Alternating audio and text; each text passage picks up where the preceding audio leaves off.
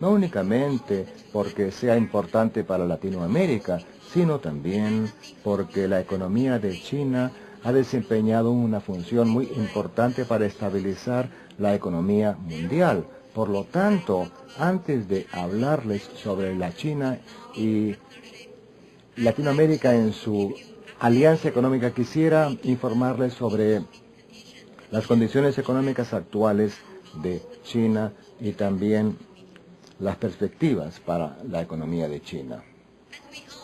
Como todos sabemos,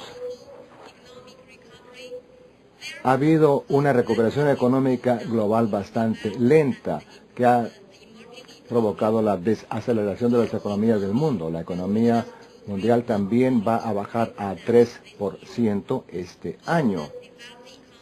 Las economías en desarrollo y las economías que están emergiendo también van a sufrir una desaceleración. China, Rusia, India y Brasil están todas en proceso de desaceleración.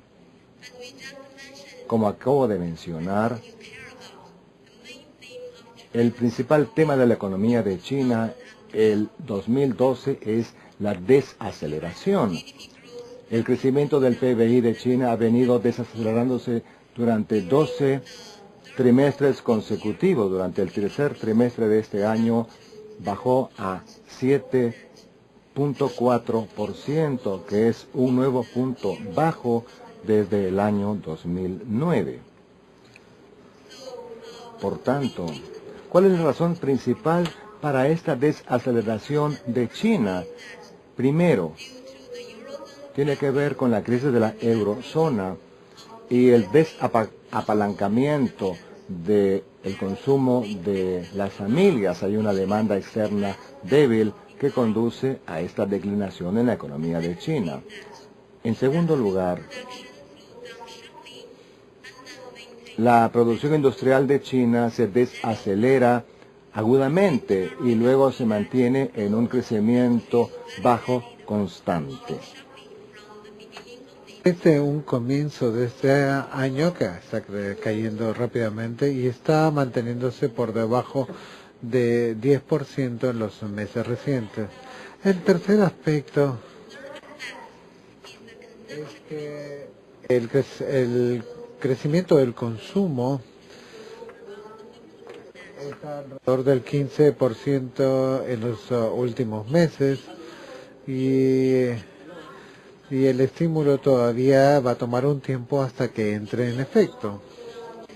Vemos pues que la desaceleración en China, entonces la presión por la inflación ha ido cayendo.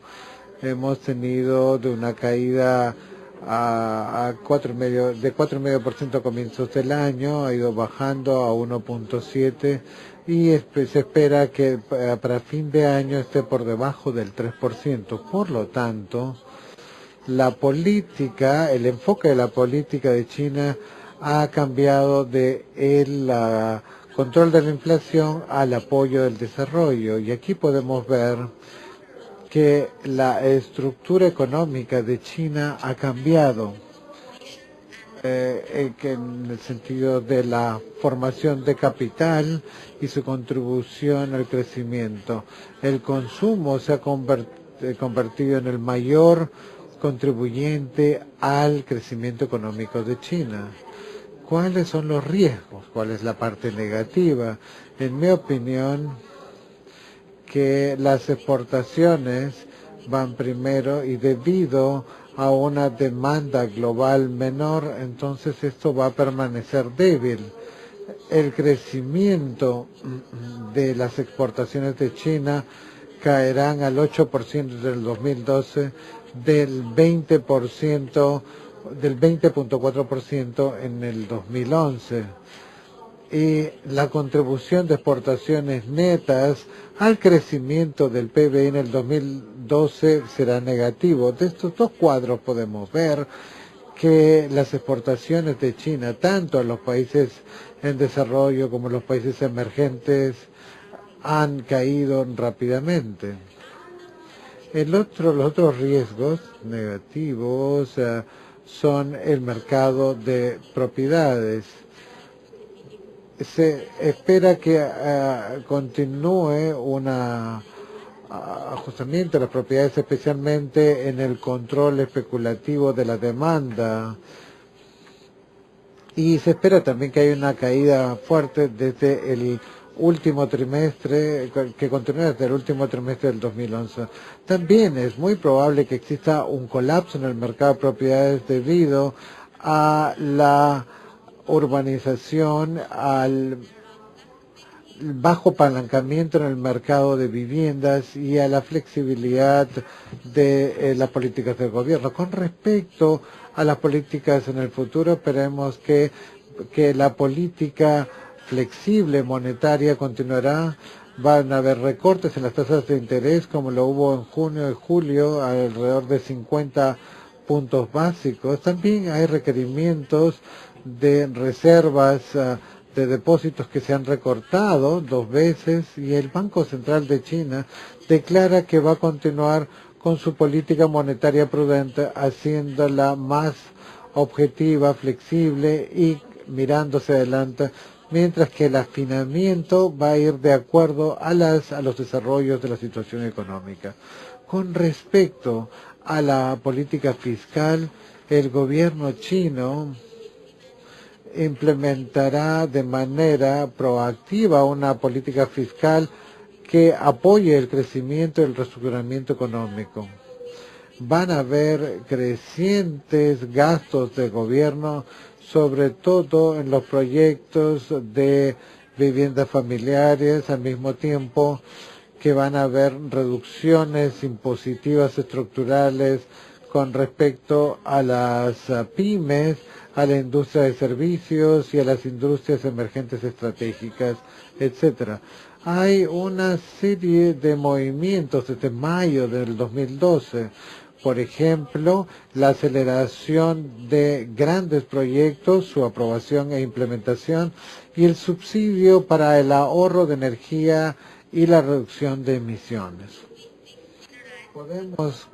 Consideramos que la probabilidad de lanzar políticas de estímulos masivos han disminuido enormemente en China. Debido a esta flexibilización política, hay nuevas señales que indican que la economía china puede rebotar de manera moderada el último trimestre de este año y que tenga un crecimiento continuo a lo largo del 2013. El otro lado es que va a haber un aterrizaje suave en los siguientes trimestres. Y acá estamos viendo que se está esperando que este tercer trimestre tenga 7.7% de crecimiento, y los otros indicadores macroeconómicos también nos muestran que hay un leve rebote. En el largo plazo, China está en el proceso de industrialización, marketización, urbanización e internacionalización que brindarán una fuente de largo plazo para un crecimiento económico muy resiliente. En los próximos años, la economía china crecerá a una tasa comparativamente más baja, pero siempre alrededor del 7%.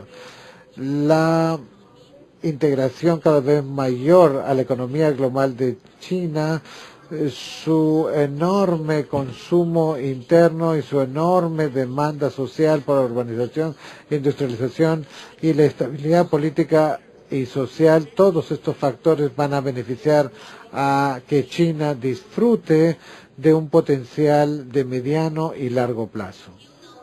Como ustedes saben, las reformas financieras se irán en China.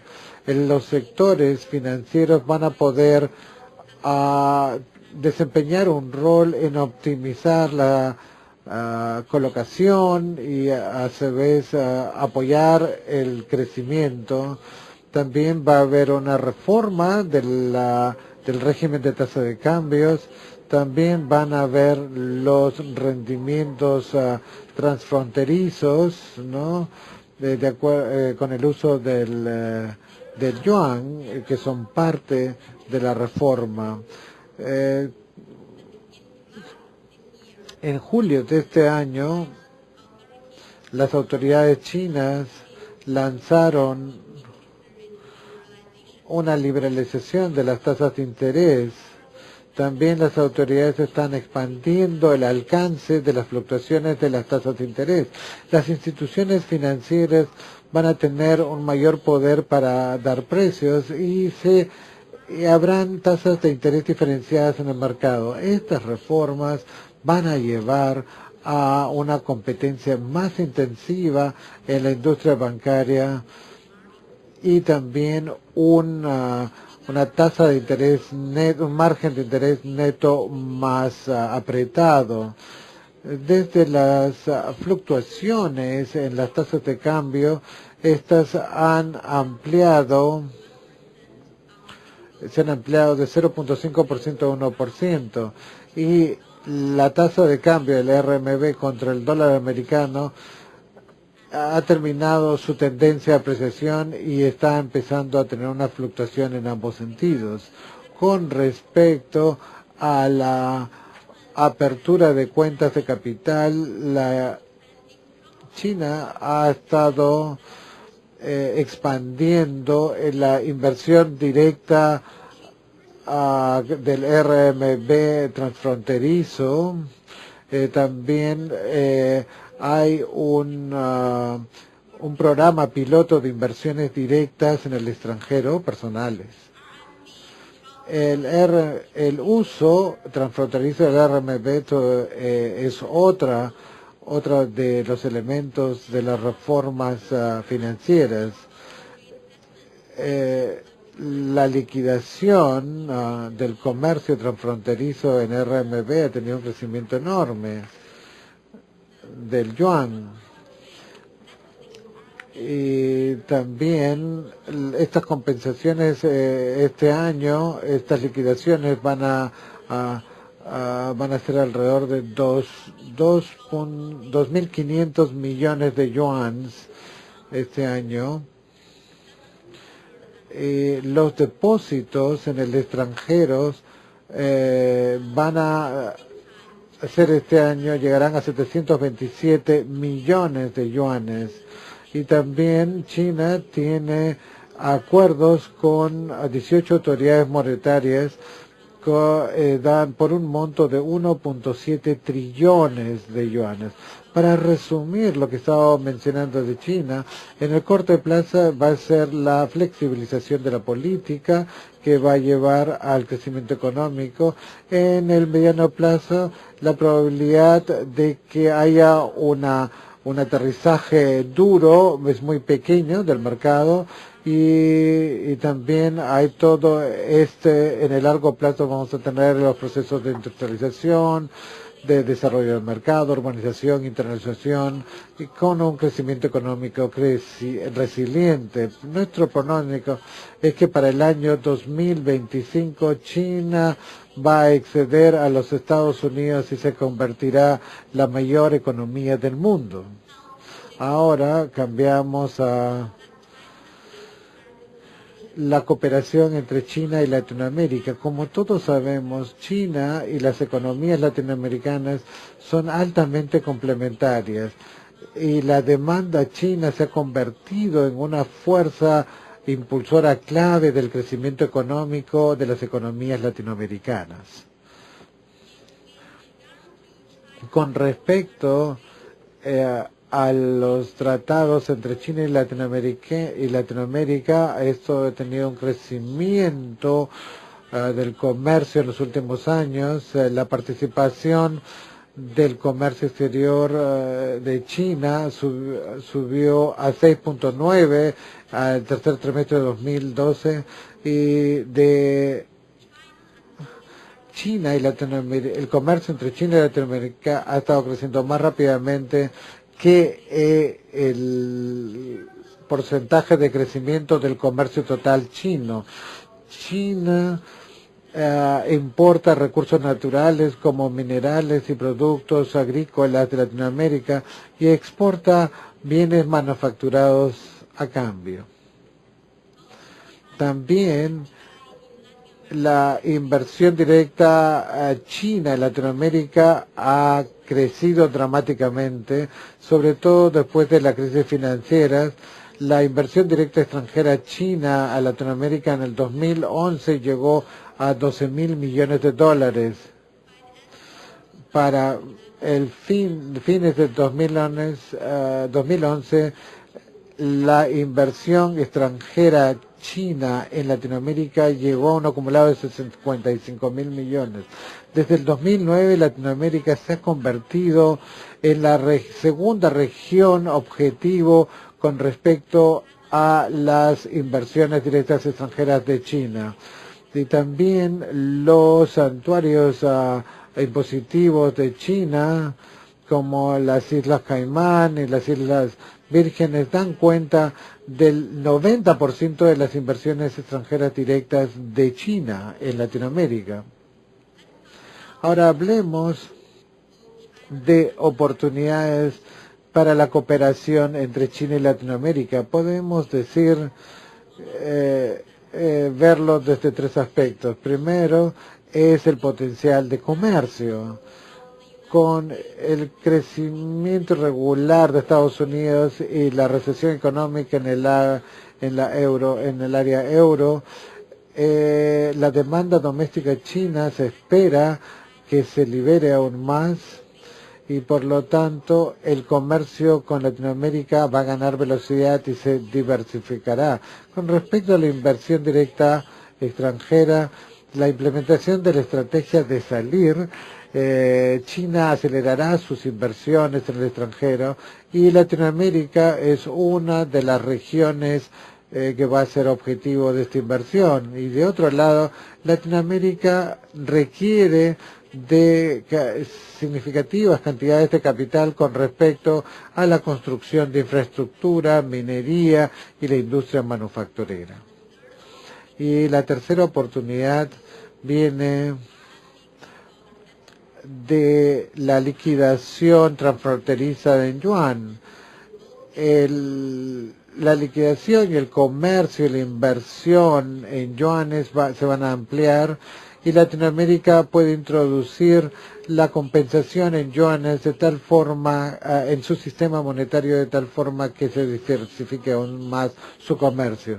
Entonces vemos también que habrán algunos desafíos. El primero de ellos son las fricciones comerciales entre China y las economías latinoamericanas que están creciendo debido al proteccionismo y la competencia con las industrias manufactureras. Y la inversión directa China en Latinoamérica enfrenta mayores riesgos políticos debido a los cambios políticos. El MIA en Latinoamérica se hace cada vez más difícil y complejo. ¿Cómo sacarle provecho a las oportunidades y cómo enfrentar los desafíos? Aquí voy a mencionar algunos detalles y compartir algunos principios básicos. El primero es concentrarse en los intereses y beneficios de ambos lados. El segundo, ampliar las comunicaciones. Y el más importante es que la cooperación tiene que ser ganar-ganar. La mayoría de ustedes aquí son de la industria de la banca y aquí tengo que decir que no se olviden que lo más importante que podemos hacer es ampliar los servicios financieros para facilitar la cooperación entre China y Latinoamérica. Por ejemplo, el ICBC es el mayor banco en China y también del mundo.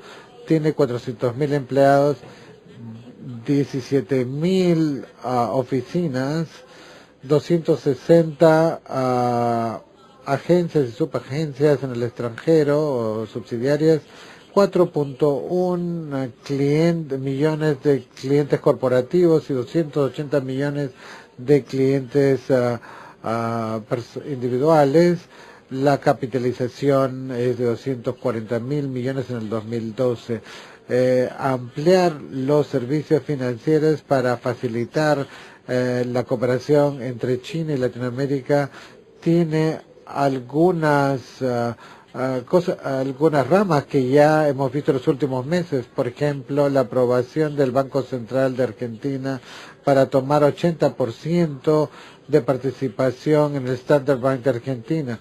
Luego de eso, el banco ICB en Argentina se convertirá en el mayor banco en Latinoamérica, el mayor en su escala comercial, y ICBC en Perú, cuya subsidiaria se abrirá muy pronto en el primer trimestre del 2013, y también ICBC Brasil, que está esperando aprobación de las autoridades brasileras.